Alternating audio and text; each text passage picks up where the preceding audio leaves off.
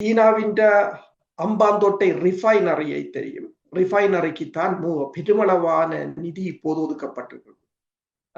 அனுர்குமார் திசாநாயக்காவின் கருத்தின் அடிப்படையில் தாங்கள் ஒரு மைல் ஸ்டோனை தாங்கள் எட்டிவிட்டதாக கூறுகிறார். அது என்னென்று சொன்னால் கிட்டத்தட்ட 3.7 பில்லியன் டாலர்கள் பெறுமதியான முதலீடு அம்பாந்தோட்டையில் எண்ணெய் சுத்திகரிப்பு. அதை செய்ய போவது சினோபெக் என்ற சீனாவின் நிறுவனம். ஆனால் இந்த நிறுவனம் மிக உலகிலேயே டாப் ரிஃபைனரி என்று கூறுவார்கள். ரஷ்யாவிலும் இருக்கின்றது, அதன் கிளை சவுதி அரேபியாவிலும் இருக்கின்றது. 2 மிகப்பெரிய எண்ணெய் வளம் கொண்ட நாடுகளில் அது இருக்கின்றது. அம்பாந்தோட்டை துறைமுகத்தில் அமைக்கப்பட போகின்ற இந்த ரிஃபைனரி சீனாவின் ஒரு பாதுகாப்பு கடற்படை வளங்களுக்கான, அது பொதுமக்களுக்கு என்று கூறினாலும் சீனாவின் ஆழ்கடல் கடற்படையினரின் வளங்களுக்கான ஒரு தளமாகத்தான் முன்னரிலிருந்தே அமெரிக்காவும் அதனை பார்த்து வந்தது, இந்தியாவும் அதனை பார்த்து வந்தது. ஆனால் அம்பாந்தோட்டை துறைமுகத்தின் நிர்மாணத்துடன் அது நின்று விட்டது. அதற்கு பிறகு எதுவும் நடைபெறவில்லை. ஆனால் இப்போது அது மிக விரைவாக அது மேற்கொள்ளப்பட போகின்றது.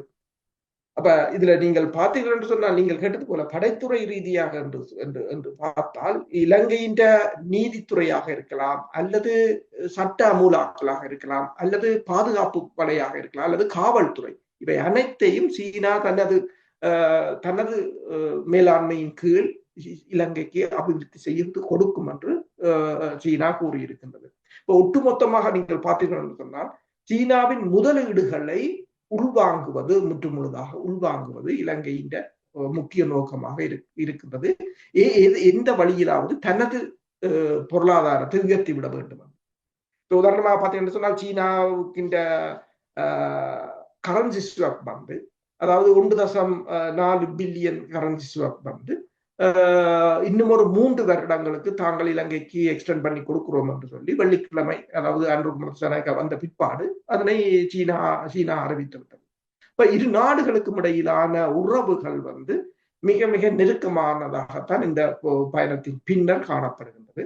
அது மட்டுமல்லாது உங்களுக்கு தெரியும், அனுர்குமார் திசாநாயக்கா அவரை கூறிவிட்டார், சீனாவுக்கு எதிரான சக்திகளை இலங்கையில் தாங்கள் அனுமதிக்க போவதில்லை என்று.